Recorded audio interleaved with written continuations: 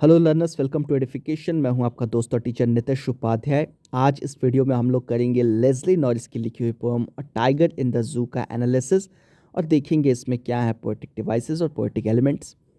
तो चलिए करते हैं टाइगर इन द जू का एनालिसिस, पढ़ते हैं इसको। शुरुआत होती है, टाइगर की जू में हालत बताई जाती है पोएट के द्वारा। कहते हैं, he stalks in his vivid stripes the few steps of his cage on pads of velvet quiet in his quiet rage. He stalks, वो चलता है, फिरता है, इन हिज विविड स्ट्राइप्स, अपनी रंग बिरंगी सुंदर पट्टियों में, जो पट्टियां होती हैं टाइगर के शरीर पे, तो वैसी पट्टियों वाला ये टाइगर स्टॉक करता है, यानी कि चलता है धीरे धीरे। The few steps of his cage, वो जो कुछ हल्की फुल्की जगह बची है उसके पिंजरे में, क्योंकि पिंजरा तो छोटा होता है। द फ्यू स्टेप्स, जो 2-4 कदम का वो पिंजरा है, उसमें वो चलता है इधर से उधर। On pads of velvet quite, अपने मखमली मुलायम पंजों पे। कैसे होते हैं पंजे, उसके रोएदार होते हैं ना, उसको मखमल से यहाँ कंपेयर किया गया है। बेसिकली मेटाफर का यूज़ है। पोएटिक डिवाइसेस हम लोग लास्ट में देखेंगे। इन हिज क्वाइट रेज, और ऐसा करते हुए उसके अंदर जो गुस्सा है उसको उसने शांत रखा हुआ है। एक बार फिर से समझेंगे। वो छोटा सा पिंजरा है उसका, इसीलिए द फ्यू यहाँ पे लिखा गया है। द फ्यू स्टेप, जो थोड़े बहुत, उसमें जो थोड़ी बहुत जगह है। देखिए, फ्यू और फ्यू, द फ्यू आप लोगों ने पढ़ा होगा। द फ्यू एम्फेसाइज करता है कि काफ़ी कम वहाँ पे कुछ चीज़ है या जगह है या कुछ भी है। तो जो 2-4 कदम हैं वो काफ़ी कम है जिनमें वो स्टॉक करता है। स्टॉक वर्ड यहाँ जानबूझ के यूज किया गया है। स्टॉक, कोई लड़कियों का पीछा करता है तो स्टॉक कहा जाता है, वो स्टॉक कर रहा है। कोई अपने शिकार का पीछा करता है तो स्टॉक करता है। आमतौर पर टाइगर भी अपने शिकार को स्टॉक ही करता है। यहाँ वॉक का यूज़ किया जा सकता था, लेकिन यहाँ पे टाइगर की मेंटालिटी जो अगर फ्री होता तो उसको दिखाने के लिए किया गया है कि यहाँ स्टॉक कर रहा है, वो इस पिंजरे में भी चल रहा है। खैर, रंग बिरंगी पट्टियों वाला टाइगर, पीली और काली पट्टियों वाला, यहाँ पिंजरे में जो थोड़ी बहुत जगह है उसमें चल रहा है अपने मखमली मुलायम पंजों पे। और गुस्सा उसका कैसा है, अभी शांत है। ठीक है, गुस्से को अंदर उसने शांत रखा हुआ है। अब ये तो पहला स्टेंजा हो गया। टाइगर की अभी हालत क्या है, छोटे से पिंजरे में थोड़ी बहुत जगह में वो बंद है, इधर उधर चहलकदमी कर रहा है। लेकिन उसको यहाँ नहीं होना चाहिए था, तो कहाँ होना चाहिए था? He should be lurking in shadow, sliding through long grass near the water hole where plump deer pass. अब यहाँ एक चीज़ आप लोग देखें, ग्रास और पास, अगर हम लोग ग्रास प्रोनाउंस करते हैं तो पास भी प्रोनाउंस करते हैं, और ग्रास और पैस भी बहुत लोग करते हैं। तो बेसिकली वो क्या कहते हैं, इसको राइम करा देते हैं ये। खैर, टाइगर को कहाँ होना चाहिए था? उसे शैडो में, छाया में, उससे घूमता फिरता होना चाहिए, मंडराते रहना चाहिए था। कैसी छाया? जंगल के पेड़ों की छाया, जो लंबी लंबी घास जिसमें बाघ छुपता है, उसमें। लर्क का मतलब होता है मंडराना, तो उसे वहाँ होना चाहिए था। यहाँ पिंजरे में उसकी जगह नहीं है, उसे वहाँ होना चाहिए था। स्लाइडिंग थ्रू लॉन्ग ग्रास, लंबी घास में धीरे धीरे चलना। स्लाइड मतलब यहाँ फिसलना। जब कोई फिसलता है तो कैसे स्मूथली राइड करता है, वही चीज़ हो रही है यहाँ पे कि उसे घास में चलता होना चाहिए था smoothly. Near the water hole, कहाँ? उस पानी के सोते के पास। नदी है, छोटा सा तालाब है या ब्रूक है, जो भी है, वहाँ उसे होना चाहिए था। फिर प्लम्प डियर पास, जहाँ नरम नरम हिरण आते हैं पानी पीने, क्योंकि ये तो प्रेडेटरी एनिमल होता है ना, बाघ जानवरों को मार के खाता है। तो उसे अभी यहाँ होना नहीं चाहिए था, ये उसकी जगह नहीं है, उसे वहाँ होना चाहिए था, एक नदी के पास, एक सोते के पास, नरम नरम हिरण के इंतजार में घास में छुपा होना चाहिए था, मंडरा रहे होना चाहिए था उसको छाया में। और कहाँ होना चाहिए था उसको? He should be snarling around houses at the jungle's edge, जंगल के किनारे पे जो घर बना रखे हैं लोगों ने, उनके आसपास इसे मंडराते होना चाहिए था। क्या करते हुए? स्नार्लिंग, गुर्राते हुए। Bearing his white fangs his clause, ये बेयरिंग है, बारिंग नहीं है। ठीक है, बेयर का मतलब होता है नंगा, बेयर का मतलब वर्ब के तौर पे नंगा करना, दिखाना, प्रकट करना भी होता है। तो उसे वहाँ होना चाहिए था, जंगल के किनारे पे जो घर हैं उनके आसपास, गुर्राते हुए और अपने सफ़ेद दांत दिखाते हुए। Bearing his white fangs, fang कहा जाता है वो जो नुकीले 2 दांत होते हैं ना, साइड से निकले होते हैं, वैम्पायर्स के और बाघ शेर वगैरह के, सांप के, उनको कहते हैं। उसे अपने नुकीले दांत दिखाते होना चाहिए था। हिज क्लॉज, अपने पंजे दिखाते होने चाहिए था। टेरराइजिंग द विलेज, और पूरे गांव को अभी दहशत में ला देना चाहिए था। ये चीज़ें वो करता अगर वो फ्री होता तो, लेकिन वो फ्री नहीं है। यही चीज़ यहाँ बता रहे हैं, दिखा रहा है कॉन्ट्रास्ट उसकी हालत में कि फ्री होता तो क्या करता और अभी क्या कर रहा है। तो वो फ्री नहीं है, but he is locked in a concrete cell. अब वो फ्री नहीं है, अभी कहाँ है? एक कॉन्क्रीट सेल में बंद है। हिज स्ट्रेंथ बिहाइंड बार्स, उसकी जो ताकत है वो सलाखों के पीछे छुपी हुई है। Stalking the length of his case, ignoring visitors. और वो बस ये जो थोड़ी बहुत जगह है उसके पिंजरे में, उसी में चहलकदमी कर रहा है और इग्नोरिंग विजिटर्स, विजिटर्स को इग्नोर कर रहा है। तो इस तरह से दो हालत, दो परिस्थितियाँ बताई गई हैं टाइगर की। वो आज़ाद होता तो क्या करता, आज़ाद नहीं होता तो अभी क्या कर रहा है। ठीक है, अब एक चीज़ आप ध्यान दें, अभी तक के जो 3 स्टैंजा हमने पढ़े थे उन सब में राइम स्कीम थी ABCB शायद थी, लेकिन यहाँ बार्स और विजिटर्स, हाँ ABCB थी।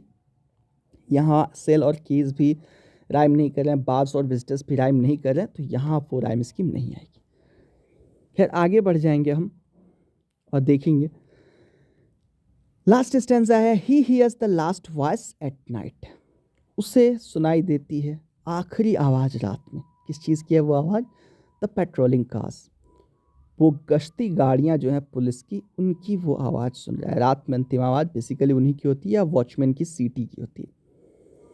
And stairs with his brilliant eyes, तो वो सुनता है उस आवाज़ को और अपनी आँखों से देखता है, खूबसूरत आँखों से, चमकीली आँखों से, एट द ब्रिलियंट स्टार्स, खूबसूरत चमकीले सितारों को। यही है टाइगर की हालत। आज़ाद होता तो शिकार कर रहा होता, लोगों को डरा रहा होता, लेकिन अभी वो बस पिंजरे में बंद है और ये चीज़ें कर रहा है। विजिटर्स को इग्नोर कर रहा है, पेट्रोलिंग कार्स की आवाज़ सुन रहा है और सितारों को निहार रहा है, तो थोड़ी बहुत चहलकदमी कर रहा है।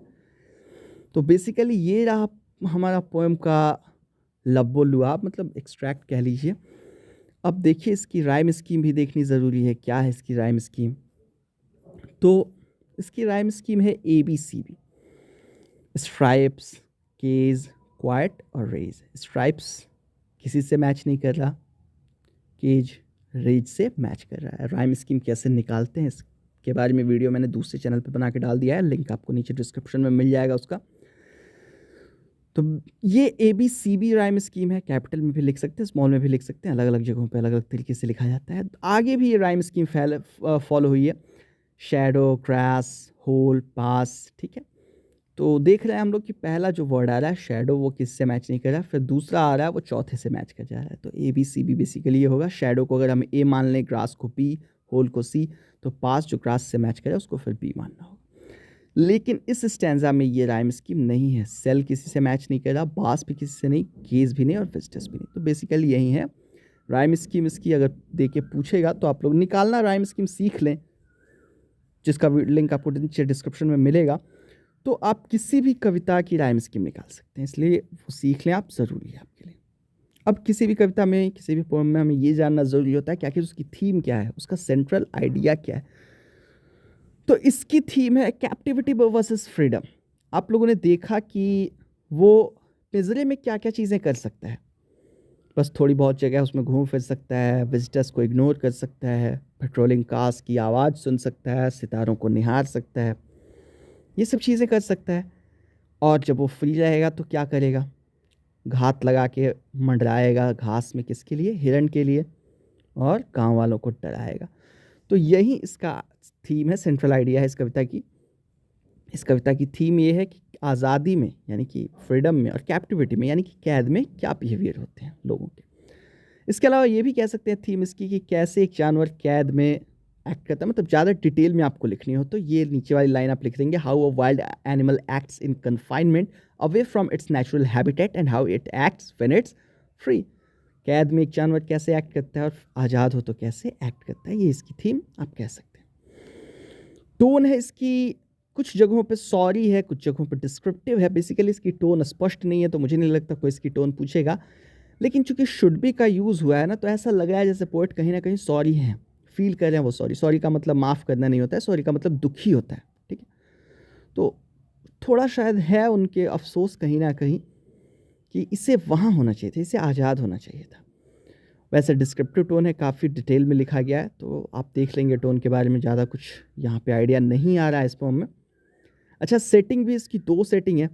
एक तो ज़ू की सेटिंग है, बता रहा है जो कि मतलब प्राइमरी सेटिंग ज़ू ही है, बता रहा है कि ज़ू में वो है अभी और ये चीज़ें कर रहा है।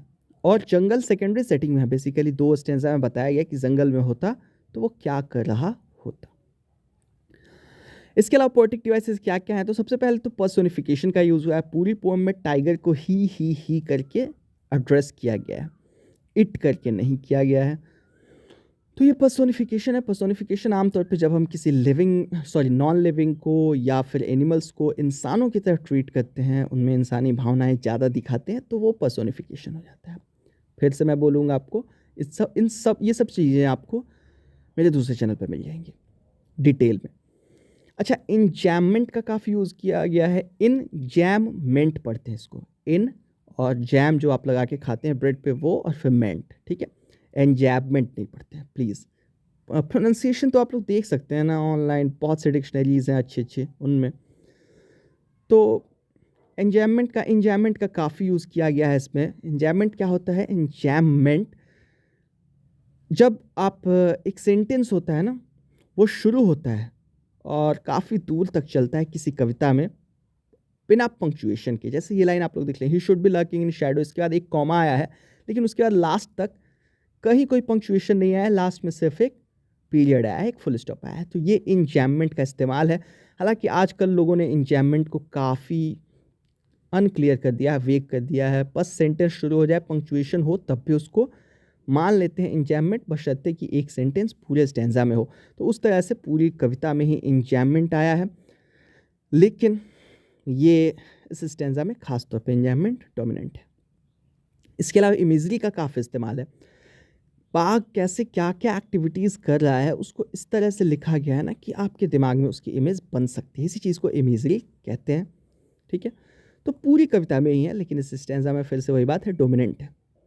एलिट्रेशन का काफ़ी यूज़ हुआ है। बिहाइंड बार्स में ब, ही यस में ह, प्लम्प टियर पास में प। एलिट्रेशन कहते हैं जब दो या दो से ज़्यादा वर्ड्स आसपास हों और उनका शुरुआती स्टार्टिंग साउंड सेम हो। जैसे बिहाइंड बार्स में ब सेम है शुरू में, ही यस में ह, प्लम्प टियर पास में प। तो ये एलिट्रेशन है। कॉन्सोनेंस, एलिट्रेशन एक्चुअली एक तरीके का कॉन्सोनेंस ही होता है। तो एलिट्रेशन में क्या होता है ना, शुरू में देखते हैं साउंड को, कॉन्सोनेंस में वो साउंड कहीं भी आ सकता है। जैसे stocks in his vivid stripes, यहाँ स देखिए कितनी जगह पे है, स्टॉक्स के शुरू और अंत में, स्ट्राइप्स के शुरू और अंत में। उसी तरह से वेलवेट क्वाइट में ट लास्ट में आया है, प्लम्प डियर पास में प 3 जगह पे आया है, जंगल सेज में जंगल में भी और एज में भी। एट द ब्रिलियंट स्टार्स, यहाँ ट, एट में ट, ब्रिलियंट में ट, स्टार्स में ट। तो ये कॉन्सोनेंस होता है। फिर मैं बोलूँगा, इन सब के बारे में आप डिटेल में खुद से पढ़ सकते हैं मेरे चैनल पे, दूसरे चैनल पे, और आप आगे भी रिसर्च कर सकते हैं, क्योंकि बहुत से लोग बहुत अलग अलग चीज़ें बताते हैं। तो आपको खुद डिसाइड करना होता है कौन सही बता रहा है, कौन गलत बता रहा है, क्योंकि बहुत से लोग मिलियंस में व्यूज़ हैं, गलत पढ़ा रहे हैं, ठीक है। और हो सकता है शायद मुझसे भी कहीं गलती हो गई हो। तो आप खुद से डिसाइड करने के लिए आपको थोड़ी रिसर्च करनी पड़ेगी, थोड़ी खुद पे मेहनत करनी पड़ेगी। सिबिलेंस का काफ़ी यूज़ है। सिबिलेंस जिसे सिग्मेटिज्म भी कहते हैं। बेसिकली स, श, ज, ये सब साउंड आते हैं ना, रिपीट आते हैं, लगता है इनका रिपीटिशन जब होता है लगता है कोई सांप है हिस कर रहा है, तो वहाँ माना जाता है कि सिबिलेंस है। जैसे stocks in his vivid stripes, बोलते वक्त हिस की साउंड आ रही है ना थोड़ी बहुत, सस की, तो ये सिबिलेंस है। Should be snarling around houses, his white fangs, his claws, his strength behind bars, he is the last voice, stares with his brilliant eyes. इन सब में सिबिलेंस का यूज़ हुआ है। इसके अलावा एसोनेंस भी काफ़ी है। एसोनेंस कहते हैं एक वॉवेल साउंड की रिपीटिशन जब हो तो उसको इन हिज विविड, ई, इन ई, हिज ई, विविड ई। यहाँ लेटर से कोई लेना देना नहीं है। ये नहीं कि आई आ गया तो वो एसोनेंस हो जाएगा, नहीं, उसका साउंड होना चाहिए। जैसे नीचे आप देखें, ही शुड बी लर्किंग इन, शुरू में ई है, लास्ट में आई, लेकिन वो छोटी ई और बड़ी ई का साउंड निकल के आ रहा है, तो वो एसोनेंस है। विथ हिज ब्रिलियंट, यहाँ भी ई का साउंड निकल के आ रहा है, आई से ई का साउंड आ रहा है, विथ हिज ब्रिलियंट, ठीक है। तो साउंड पे ध्यान देते हैं, लेटर पे ध्यान नहीं देते हैं। एसोनेंस में, कॉन्सोनेंस में, एलिट्रेशन में, सिबिलेंस में, इन सभी में साउंड पे ध्यान देते हैं, लेटर पे ध्यान नहीं देते हैं। कॉन्क्रीट सेल, ये नहीं कि सी और सी है तो वह एलिट्रेशन हो जाएगा या कॉन्सोनेंस हो जाएगा, नहीं। कॉन्क्रीट क है, सेल स है, ठीक है। ध्यान देंगे इन सब चीज़ों पे, जैसा कि मैंने पहले ही बताया, मिलियंस व्यूज़ वाले लोग, ठीक है। इसके अलावा मेटाफॉर है पैड्स ऑफ वेलवेट पे, मखमली पंजे। असल में उसके पंजे मखमल के नहीं बने हुए हैं, लेकिन मखमल जिस तरह फरी होता है ना, रोएदार होता है, मुलायम होता है, बाघ की स्किन भी एक्चुअली फरी होती है, नरम होती है, रोएदार होती है। तो पैड्स ऑफ वेलवेट उसको कहा गया है, उसके पंजों को, ठीक है। साइनक डक्की का इस्तेमाल काफ़ी हुआ है, काफ़ी नहीं, साइनक डक्की का इस्तेमाल यहाँ हुआ है। साइनक डक्की कहते हैं किस चीज़ को, देखिए समझिए। लिखा गया है हिज स्ट्रेंथ बिहाइंड बार्स, उसकी ताकत सलाखों के पीछे है। अब जरा ध्यान दीजिए, एक चीज़ बताइए कि क्या बाघ की सिर्फ ताकत सलाखों के पीछे है या पूरा का पूरा बाघ सलाखों के पीछे है? मतलब पिंजरे में बाघ बंद है या बाघ की ताकत बंद है? बाघ बंद है ना, उसकी ताकत यहाँ बेसिकली बाघ को ही दिखा रही है। ऐसी चीज़ को साइनक डक्की कहा जाता है, ठीक है। मैं उन हाथों को तोड़ डालूंगा जिन हाथों ने ये काम किया है। तो सिर्फ हाथ आके थोड़े ही कुछ काम करते हैं, आदमी आके करता होगा ना। तो इन चीज़ों को साइनक डक्की कहा जाता है। डिटेल में फिर आपको मिल जाएगा मेरे दूसरे चैनल पे। ऑक्सीमोरॉन, क्वाइट रेज, ऑक्सीमोरॉन कहा जाता है जो दो ऐसे वर्ड हैं जो बेसिकली जिनका साथ होना पॉसिबल ना हो, जैसे काला दिन, सफ़ेद रात, ऐसे कुछ। क्वाइट रेज यानी कि शांत गुस्सा, गुस्सा अक्सर शांत नहीं रहता है, तो क्वाइट रेज में ऑक्सीमोरॉन है। ओनोमेटोपिया, ओनोमेटोपिया कहते हैं किसी साउंड के लिखने को, ढक ढक, ठक ठक, खट खट, ये सब चीज़ें। तो यहाँ स्नार्लिंग में ओनोमेटोपिया आया है, वो कैसी आवाज़ निकालता है, स्नार्लिंग करता है, गुर्राता है, तो यहाँ ओनोमेटोपिया है। तो बेसिकली यही है ये कविता। मैं उम्मीद करता हूँ आपको ये चीज़ें समझ में आई हूँ। और प्लीज़ थोड़ी बहुत कविताओं को पढ़ने के लिए आपको खुद से भी रिसर्च करनी पड़ती है, ज़्यादा मेहनत का काम नहीं है ये। एक बार आप कर लें तो लंबी दौड़ में आप काम आएंगे, आपके काम आएगा ये सब। तो उम्मीद करूँगा यही कि मैं आपको ढंग से पढ़ा पाया हूँ, आपको समझ में आया हो, अच्छा लगा हो। मिलते हैं अगले किसी वीडियो में, तब तक के लिए stay safe, take care and keep learning. उम्मीद करता हूँ आपको ये लेसन समझ में आया होगा। अगर ऐसा है तो प्लीज़ लाइक का बटन दबाइए वीडियो अच्छा लगा हो तो, और साथ में नीचे कमेंट करके हमें ज़रूर बताइए अगर वीडियो नहीं पसंद आया, या आप ये भी बता सकते हैं कि आप आने वाली वीडियोज़ में क्या चाहते हैं। शेयर ज़रूर कीजिए अपने दोस्तों के साथ अगर पसंद आया हो, और सब्सक्राइब ज़रूर कीजिए हमारे चैनल को।